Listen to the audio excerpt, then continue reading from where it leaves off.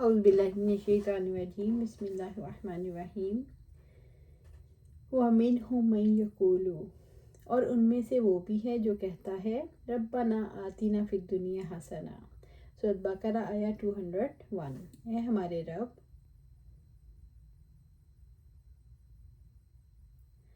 ہمیں دنیا میں بھی بھلائی عطا فرما۔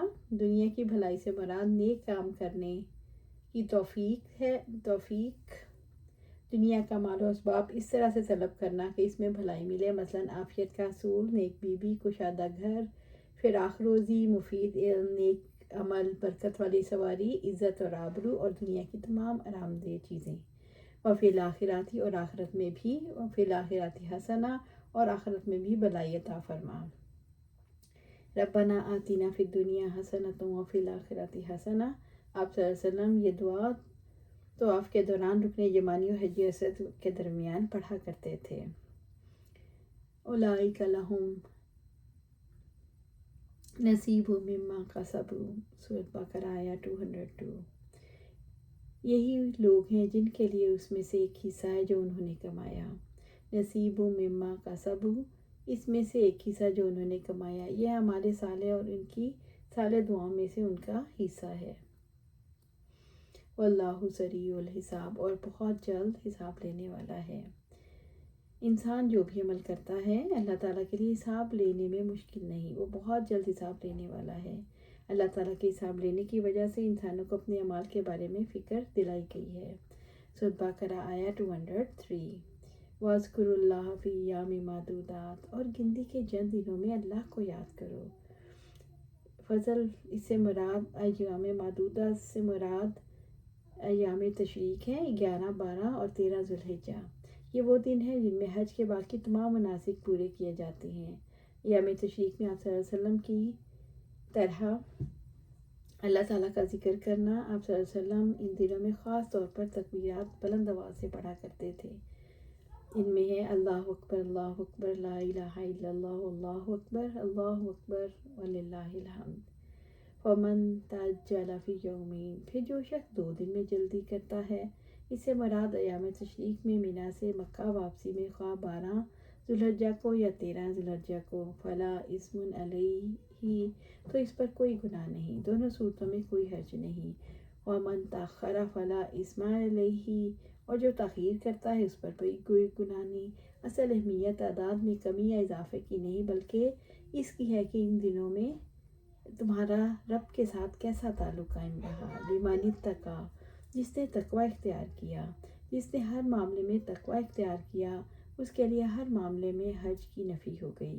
واتقوا اللہ، اللہ سے ڈرو، اللہ تعالیٰ سے ثواب کی امید کے ساتھ اس کے احکامات پر عمل کرو اور اس سے عذاب کے خوف سے اس کے نواہی سے اجتناب کرو۔ وَاعْلَمُوا أَنَّكُمْ إِلَيْهِ تُحْشَرُونَ، اور جان لو یقیناً تم اس کی طرف جمع کیے جاؤ گے۔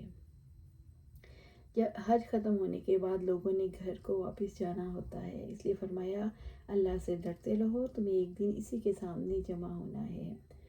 سورۃ بقرہ آیا 204۔ وَمِنَ النَّاسِ، اور لوگوں میں سے کوئی ہے۔ پچھلی آیات میں 2 قسم کا تذکرہ ہوا، ایک دنیا کا طلبگار اور دوسرا آخرت کا طلبگار۔ وَمَن يُعْجِبْكَ قَوْلُهُ فِي الْحَيَاةِ الدُّنْيَا، جس کی بات دنیا کی زندگی میں آپ کو پسند آتی ہے، یعنی جب بات کرتا ہے تو اس کی بات بہت اچھی لگتی ہے اور آپ سمجھتے ہیں کہ بڑی نفع مند بات ہے۔ وَيَشْهَدُ اللَّهُ، اور اللہ کو گواہ بناتا ہے، وہ کہتا ہے اللہ جانتا ہے میں سچا ہوں اور میرا ارادہ ہے کہ میں اسلام لے آؤں۔ عَلَىٰ مَا فِي قَلْبِهِ، اور جو اس کے دل میں ہے اس کے بارے میں وہ خبر دیتا ہے کہ اللہ جانتا ہے جو کچھ دل میں ہے اسی کا زبان پر اظہار کر رہا ہوں، حالانکہ اس بارے میں وہ جھوٹا ہے۔ اگر وہ سچا ہوتا تو اس کی بات اس کے مخالف نہ ہوتی۔ منافق کے پاس چونکہ کردار کی حجت نہیں ہوتی، اس وجہ سے ہر قدم پر قسم کو بطور دلیل پیش کرتے ہیں۔ وَهُوَ أَلَدُّ الْخِصَامِ، حالانکہ وہ سخت جھگڑالو ہے۔ الد کے معنی ٹیڑے ہیں، جیسا رب العزت نے فرمایا، اور ان لوگوں کو اس کے ساتھ ڈرائیں جو سخت جھگڑالو ہیں۔ آپ صلی اللہ علیہ وسلم نے فرمایا کہ منافق کی 3 علامتیں ہیں، جب بات کرے تو جھوٹ بولے، جب وعدہ کرے تو خلاف ورزی کرے، اور جب اس کے پاس امانت رکھی جائے تو خیانت کرے۔ اسی طرح دوسری حدیث میں ایک اور اس میں اضافہ ہے کہ منافق آدمی جب جھگڑتا ہے تو بد کلامی پر اترتا ہے۔ سورۃ بقرہ آیا 205۔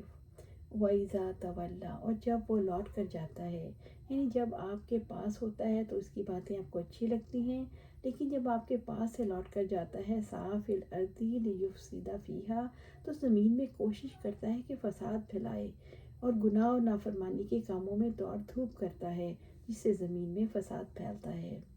زمین میں فساد کیسے پھیلتا ہے؟ شرک، پروپیگنڈا، ذاتی فائدے کی خاطر دوسروں کے استحصال کرنے سے۔ وَيُهْلِكَ الْحَرْثَ وَالنَّسْلَ، اور کھیتوں اور نسلوں کو برباد کرتا ہے۔ منافق کی باتیں میٹھی اور افعال بدترین ہوتے ہیں کیونکہ اس کا عقیدہ خراب ہے۔ یُهْلِكَ الْحَرْثَ وَالنَّسْلَ، اس نسل سے مراد جانور ہیں۔ آج کے دور میں کھیت کیسے خراب ہوتے ہیں؟ کیمیائی کھادوں کے ذریعے زمین کی فطری نظام کو بگاڑ کے خراب کیے جاتے ہیں۔ آبادی کی منصوبہ بندی کے ذریعے نسل انسانی کی تعمیر کرنے والی ماؤں کی ذہنی اور جسمانی صحت کو متاثر کر کے، اخلاق برباد کر کے، تعمیری کاموں کی طرف سے توجہ ہٹا کے نسل انسانی کو تباہ کیا جا رہا ہے۔ واللہ یحب الفساد، اور اللہ تعالیٰ فساد کو پسند نہیں کرتا۔ اللہ تعالیٰ فساد کو پسند نہیں کرتا، یعنی شرک کو، کھیتوں اور نسلوں کی تباہی کو، کیوں کہ اس پر مخلوق کی زندگی کا انحصار ہے۔ اس سے معلوم ہوتا ہے جو یہ کام کرتا ہے اللہ تعالیٰ اسے ناپسند کرتے ہیں، خواہ زبان کتنی ہی میٹھی کیوں نہ ہو۔ انسان کے قول کی تصدیق اس کا عمل کرتا ہے، جب تک عمل گواہی نہ دے زبان کی بات قابل قبول نہیں۔ اللہ سبحانہ تعالیٰ سے دعا ہے ہمیں قرآن و سنت پر عمل کرنے کی توفیق دے، اس پر جما دے اور جنت الفردوس کے اعلیٰ مقام پر اپنے پاس خیر عطا فرمائے۔ آمین یا رب العالمین۔